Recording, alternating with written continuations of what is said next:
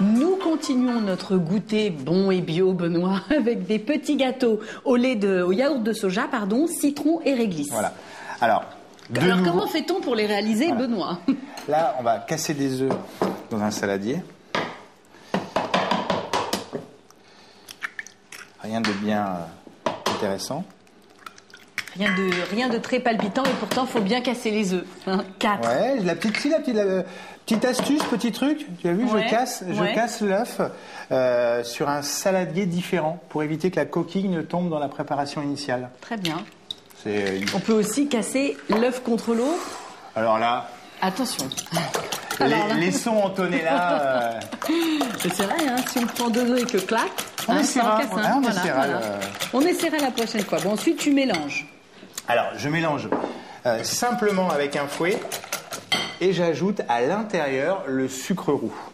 Alors, on pourrait éventuellement, pour avoir beaucoup plus de légèreté et de volume à notre gâteau, mixer plus cette préparation.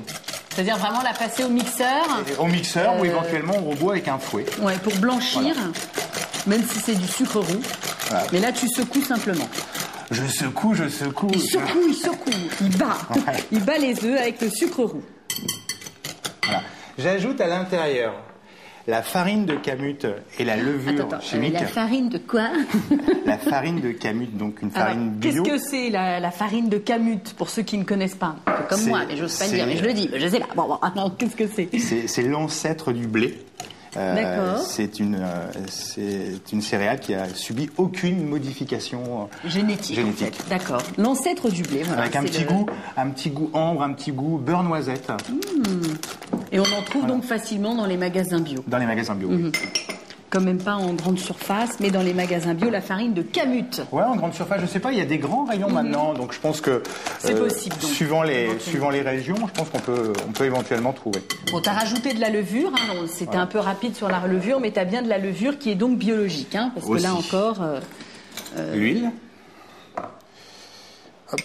Il existe de la levure chimique bio.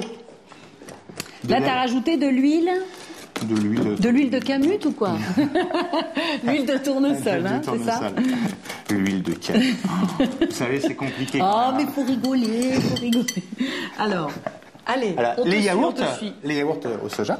Alors, yaourt de soja. Donc, yaourt de soja. La particularité, du coup, c'est que ça fait un petit peu l'impasse pour ceux qui ne supportent pas le lactose. Le yaourt de soja est une bonne alternative pour des préparations comme ça de gâteau yaourt. On peut utiliser le yaourt de soja. Et puis ensuite, tu vas nous mettre un peu de vanille aussi ou pas du tout? Non. La vanille. Non, on mélange ça. Non, on va parfumer. Je te dis ça parce qu'en fait, les yaourts soja étaient à la vanille. Ah, d'accord. Donc ça permet comme ça de donner un petit goût. C'est une bonne remarque parce qu'on pourrait aussi utiliser éventuellement des yaourts soja avec des fruits. Exactement. Voilà, et on ne mettrait pas la préparation à l'intérieur. Là, ce que l'on va faire, c'est que l'on va ajouter donc les parfums pour associer cette base, et on va faire des zestes. Ah, tu roules bien ton citron. Des zestes citron non traité, hein. Citron on est toujours non traité. Donc, je vais vous montrer les différentes méthodes pour zester. Je sors tout le matériel. Alors là, il y a un attirail de folie, comme on dit. Donc voilà. Et là, je vais prendre un petit papier pour enlever la table. Pour nettoyer un petit peu ton plan de travail, et tu vas nous faire un cours de zeste. Un cours de zeste, c'est SOS Zest. Alors, les différentes méthodes, donc le citron bio, donc on va utiliser soit la râpe, on peut utiliser la râpe pour faire le zeste, soit le zesteur. Donc dans ce cas-là, tu poses ta râpe. Voilà. Tu montres ton Vous avez vu, c'est bien d'être à deux quand même. Je t'assiste. Ou vous le mettez directement dedans. Alors toi, tu as choisi le zesteur. Non, c'est juste pour montrer. Voilà. Bon, là, ça permet quand même pour les personnes qui sont c'est pas douées, mais vraiment de sortir que le zeste du citron et de pas partir avec toute l'écorce, quoi. Voilà. Donc, une méthode. Donc, je vais le montrer du coup parce que j'ai pas montré pour celle-ci. Là, tu râpes. Une autre ça reste méthode. Souvent accroché derrière. Voilà, tu tapes. Et on l'habitude, hein, vous avez vu. Comme ça. L'autre méthode, c'est de le faire tout petit peu plus, de prendre un peu plus professionnel, de prendre un épluche légumes et d'enlever une petite écorce de citron de cette façon. Après, la particularité, c'est qu'il faut enlever la partie blanche qui est ici pour enlever l'amertume de l'agrume. En grande partie. Mais ça, c'est valable pour pour l'orange aussi. C'est valable, ouais, tout à fait. C'est valable pour l'orange, le pamplemousse. Voilà. Et après, vous superposez.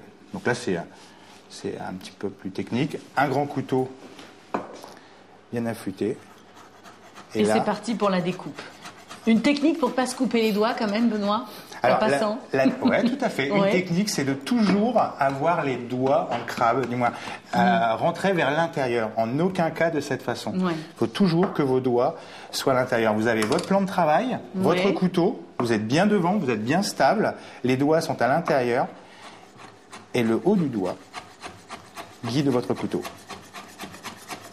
Voilà. Comme ça permet de finir, d'hacher finement, comme ça. D'hacher finement. Alors, deux méthodes. On pourrait éventuellement prendre une petite casserole d'eau, mettre à blanchir les zestes à l'intérieur. Là, on va les mettre à cuire directement dans notre préparation. Mais c'est possible aussi de les faire blanchir pour enlever toute cette amertume. Alors après ce cours de zeste formidable, là on a pareil bien zesté. Et j'associe le citron avec du réglisse. De la poudre de réglisse. On aurait pu faire aussi un clafoutis avec d'autres parfums, mais tout ce que tu vas donner là.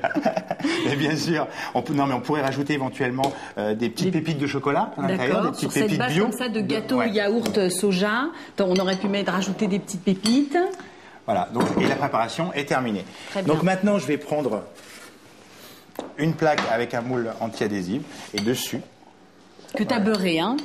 J'ai légèrement beurré, c'est une petite habitude ou une petite déformation peut-être, parce que c'est pas tout le temps utile sur du silicone.